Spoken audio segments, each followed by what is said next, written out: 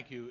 It's great to be here. I apologize for having to reschedule. I was scheduled here for Thursday night and had and I'll tell a quick little story about it.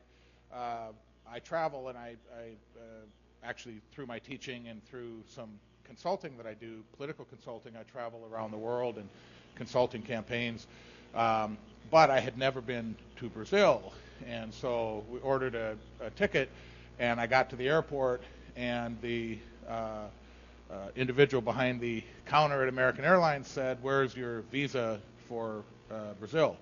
And I said, "I don't believe I need one." And the ticket agent said, "Yes, you do."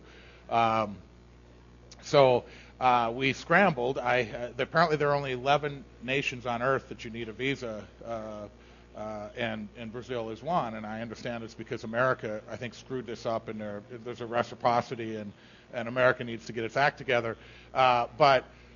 So I'm in Rapid City, South Dakota, in the western part of the United States, stuck at an airport. They wouldn't even let me leave Rapid City because my destination was Sao Paulo, and so it was, you can't get on any plane with this ticket. So with Roberta's help, we scrambled, and we changed my ticket. I flew into Houston. There's only 6 Brazilian consulates in the United States. One of them is in Houston, Texas. So I flew into Houston. The idea was I could walk into the consulate's office and apply same day to try to get a ticket to fly out later that afternoon. The consulate is only open from 9 in the morning until noon, so it's a 3-hour window. So I get a cab at the hotel. I'm not from Houston. I don't know my way around. The consulate is 2.2 miles from my hotel, 2.2 miles. I get in a cab at 8 o'clock in the morning and say, I need to be at the consulate, which should be 5 minutes away, right? It's 2.2 miles. I need to be there by 9, but I wanted to get there early in case there was a line. So the cab driver gets lost. I don't get to the consulate. This was little after 8 that I got into cab. I don't get to the consulate till almost 10:30. And I'm telling this individual, it's only 2.2 miles. I don't know where you're going, but it's wrong. And I need to get there because I have to have this finished by 12 o'clock. So now I'm there at 10:30. I have an hour and a half. So I come to the counter, and first of all, I see a sign on the wall that says, the Brazilian consulate in Houston, Texas, will only give visas to Americans from certain states.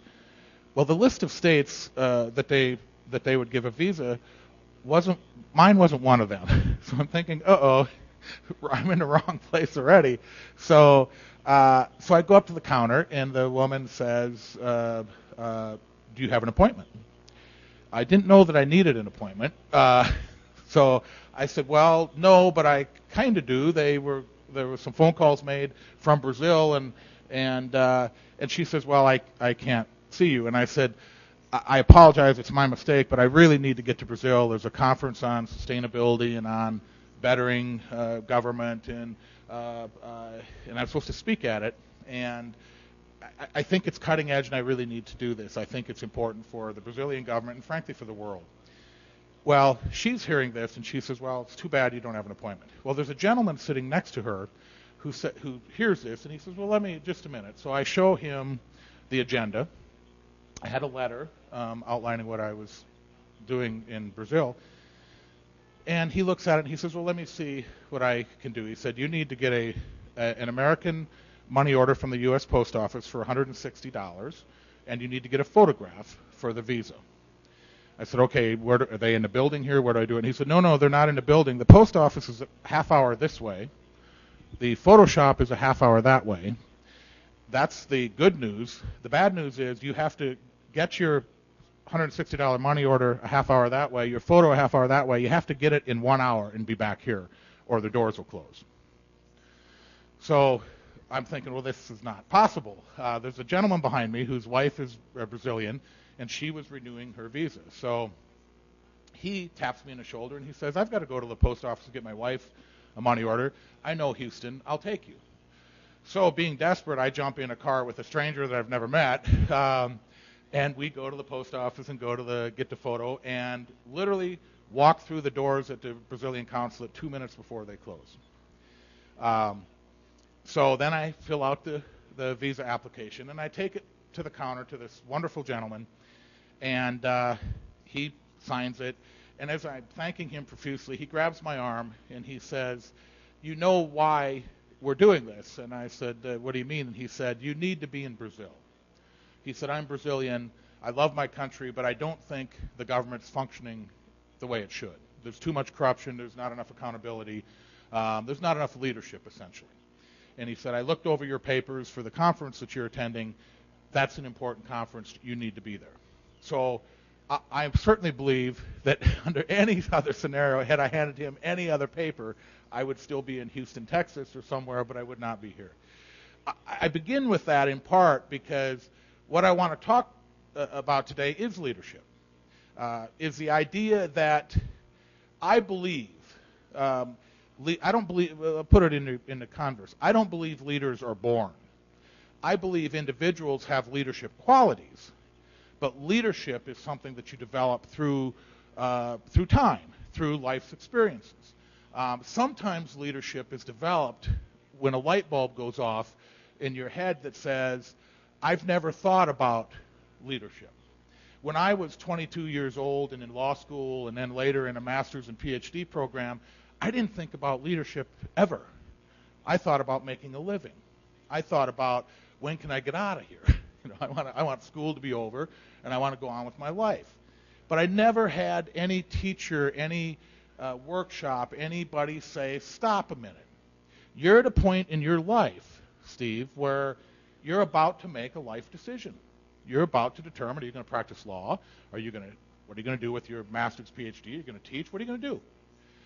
And I was making those decisions, frankly, in a vacuum. Making those decisions thinking, well, I want to make money. I grew up poor. I was the youngest of 8 children. My father died when I was 4 months old, and Mom raised 8 kids alone. We didn't have a lot of money. We didn't have a lot of wherewithal. So for me, it wasn't so much the material goods. It was the opportunity, frankly, to break out of this little town that I lived in and grew up in, and I needed the education to do that. But part of that was education meant opportunity, which frankly meant money.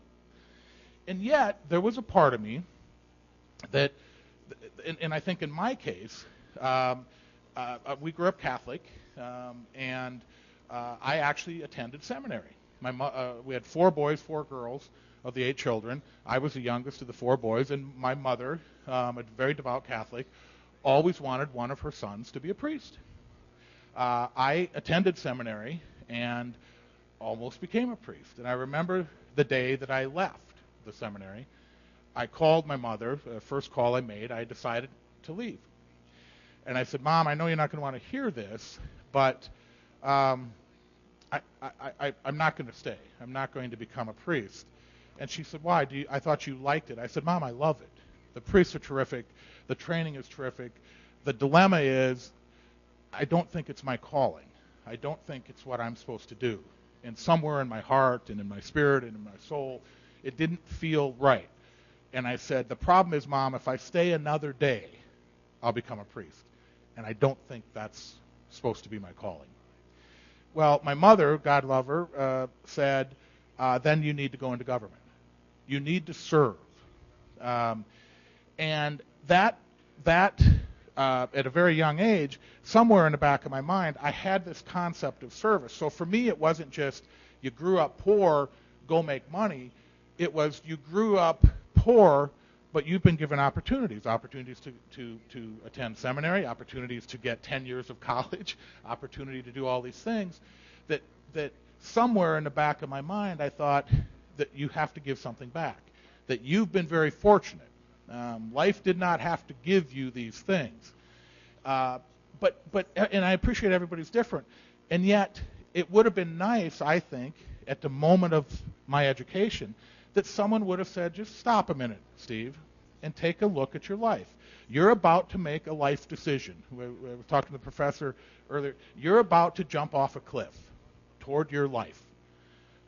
Maybe it's making money in law. Maybe it's not that you can't do good things in law. You can't do good things in any walk of life, but you're about to make a decision. Have you stopped before you jump and said, you could be a leader?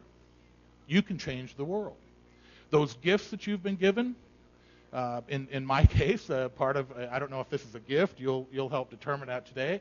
I was not, I was a very shy kid. In fact, I had a speech problem. I had to go to speech training lessons. I could not articulate certain words. My muscles in my jaw didn't allow me to speak very well. And so I went to years of training, and I was nervous about it because of that. Kids would make fun of me because of the way I sounded, and that was always in the back of my mind. Well, all of this, though, coalesced, in my case, by saying I've been very fortunate. And leadership to me is giving back. Leadership is different than all of you will be successful. I have no doubt about that. I tell that to my students at Harvard. I have about 150 students in my two classes, 150 in each class, about half of them international students all over the world. And I look at them and I say, you're not here by accident. You're not here because you won a lottery. And so I drew the winning ticket so I get to go to Harvard. You're here because you have gifts. The students in this room are here because you have gifts, or you wouldn't be here. So let's not kid ourselves. It's a daunting responsibility, frankly, because what that suggests is you've been given something that literally millions, and indeed the vast majority of your peers have not been given. Gifts to come to a great university, gifts to say, I can sit in a classroom and hear a Harvard professor who may or may not know what he's talking about. You decide. But there is something powerful in that idea. And so what I would ask, and I tell my students, just stop before you make your decision. And at the Kennedy School at Harvard, I have law students in there. The law school sends students over. I have people from military academies come in. I have people from MIT, the Massachusetts Institute of Technology, that cross-register.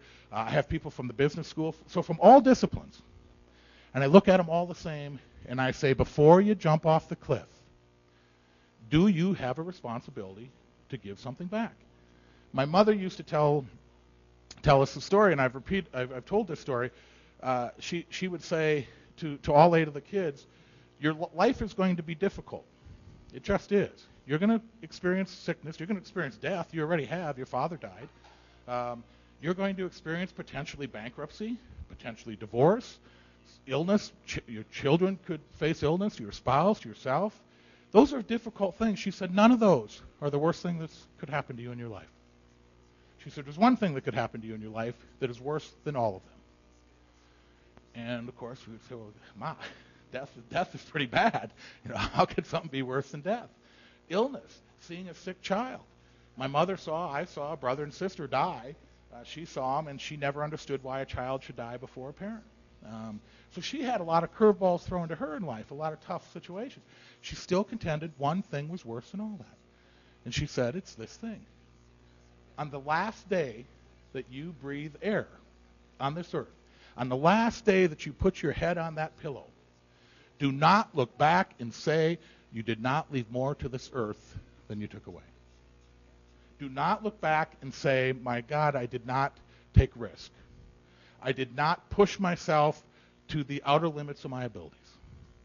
Because at that moment, and she again was a devout Catholic, she believed in an afterlife, but God love her, she would say, as much as I believe, we don't know.